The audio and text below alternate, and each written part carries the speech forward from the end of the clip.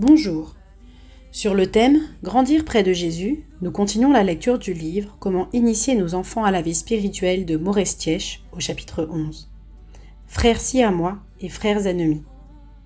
De nombreux parents sont peinés ou indignés lorsqu'ils constatent que leurs enfants ne s'entendent pas entre eux. Les causes de cette mésentente sont multiples. Les unes tiennent simplement au fait que ces jeunes êtres qui vivent sous le même toit sont d'âge, de sexe et caractères différents. D'autres sont dues à des circonstances souvent inévitables, telles que logement exigu, installation insuffisante, présence au foyer de personnes plus ou moins étrangères. D'autres encore proviennent d'erreurs d'éducation généralement involontaires. Enfin, l'égoïsme humain joue toujours un rôle aggravant. Je me suis occupée récemment de Pierre, un garçon de 10 ans mécontent et combatif, travaillant mal à l'école, quoique intelligent, et dont la croissance était ralentie. La cause principale de ces troubles n'était autre que la présence dans ce foyer de 2 grands frères et de 2 petites sœurs. Circonstance aggravante, Pierre a 4 ans de moins que le cadet de ses grands frères et 3 ans de plus que l'aîné de ses sœurs.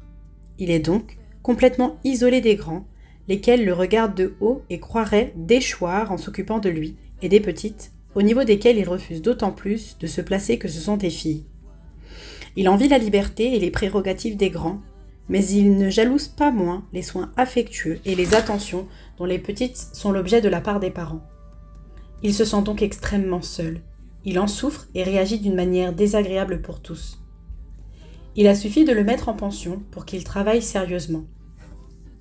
Je crains cependant que tout ne soit pas encore au point, car les circonstances sont en train d'isoler cet enfant, et il y a lieu de se demander si cet éloignement de la famille ne risque pas de le priver, surtout à son âge, de la vie sociale dont il a besoin pour s'insérer normalement, plus tard, dans la société au milieu de laquelle il devra vivre. Ce problème, des relations entre frères et sœurs, est plus complexe qu'il ne semble au premier abord. Il est naturel et réjouissant que certains enfants éprouvent l'un pour l'autre une affinité particulière. Il est courant, d'autre part, que des conflits éclatent entre d'autres enfants. Au fond, ni l'une ni l'autre de ces 2 attitudes n'est satisfaisante. Si la concorde, la bonne entente sont éminemment désirables, il ne faudrait pas pour autant qu'elles s'exagèrent au point d'amener un ou 2 de ceux qui s'entendent bien à perdre leur personnalité et à la soumettre aveuglément à un frère ou une sœur qui domine. On ne devrait pas trouver dans une même famille des frères siamois au sens psychologique et moral du mot. De même, il faudra faire l'impossible pour qu'il n'y ait pas au foyer de frères ennemis constamment en lutte.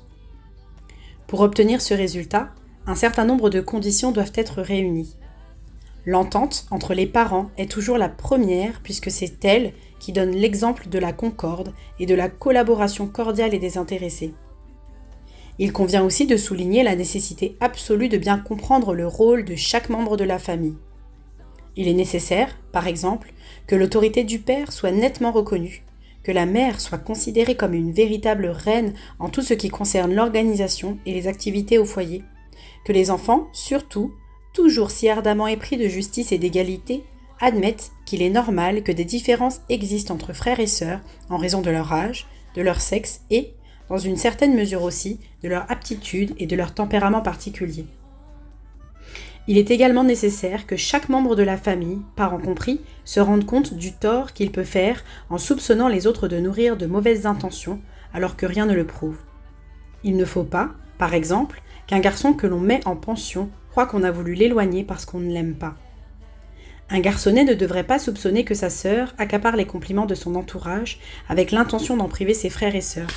D'une manière générale, les aînés devraient se rendre compte facilement que les jeunes, moins expérimentés qu'eux-mêmes, ont besoin de plus de sollicitude et que l'espèce d'abandon relatif dans lequel il semble qu'on les laisse est tout à leur honneur puisqu'il signifie que l'on compte sur leur sagesse et leur savoir-faire. Lorsque des conflits éclatent entre enfants d'une même famille, les parents devraient toujours avoir à la pensée l'histoire de Caïn et d'Abel. Les psychologues modernes y pensent également, plus peut-être qu'un grand nombre de chrétiens, puisqu'ils donnent le nom de complexe de Caïn au sentiment violent de jalousie à l'égard d'un frère ou d'une sœur. L'explication que saint Jean donne du meurtre dans sa première épître, chapitre 3, verset 12, est particulièrement digne d'être retenue. Pourquoi Caïn tua-t-il son frère demande l'apôtre. Parce que, dit-il, ses œuvres étaient mauvaises et celles de son frère étaient justes.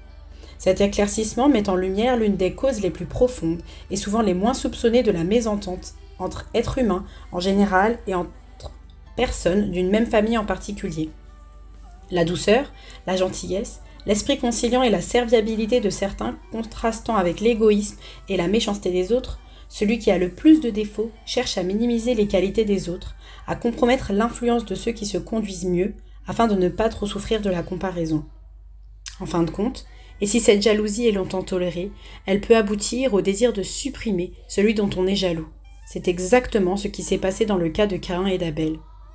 Souhaitons que bientôt, la grâce divine ayant accompli toute son œuvre dans les cœurs, il n'y ait plus sur terre ni frères siamois, aveuglément dépendants les uns des autres, ni frères ennemis, dressés les uns contre les autres.